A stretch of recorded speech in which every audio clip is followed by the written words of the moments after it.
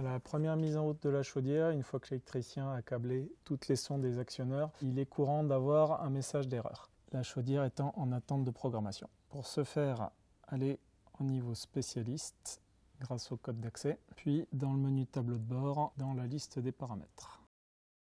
Pour débrider la chaudière, allez dans le menu chaudière et modifier la consigne maximale.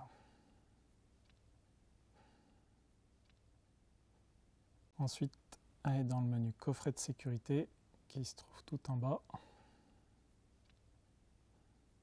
et allez chercher le paramètre 9529. Donc celui-là doit être à la même valeur que le 9530. Ensuite, allez dans le menu configuration et programmer les consommateurs en suivant la notice produit. Donc pour cet exemple, j'aurai 2 circuits de chauffage et une production ECS dans une cascade.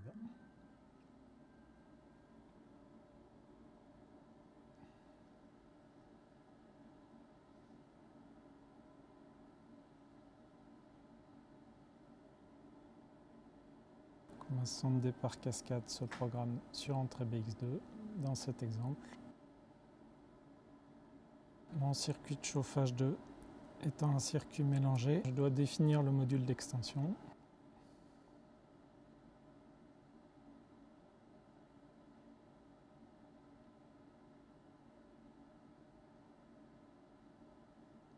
Une fois mes entrées-sorties définies, je dois enregistrer les différentes sondes via le paramètre 6200.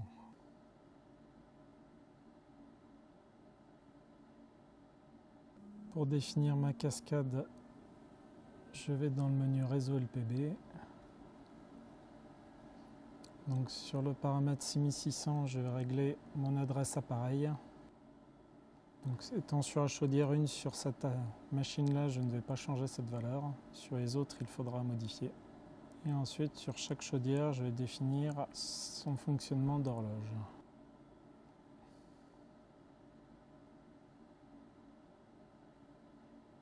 Donc maître sur la chaudière 1 et esclave sur les chaudières suivantes. Je vais enfin définir la température extérieure comme étant la valeur actuelle à prendre en compte pour le calcul de la loi d'eau. C'est au paramètre 8703. Je monte la valeur à ma valeur de température extérieure actuelle.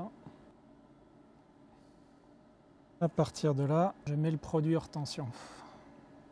Une fois que la chaudière a redémarré, vous aurez désormais accès aux différents circuits de chauffage et à votre CS. Et donc, vous pourrez définir leur mode de fonctionnement en automatique, en confort ou en réduit.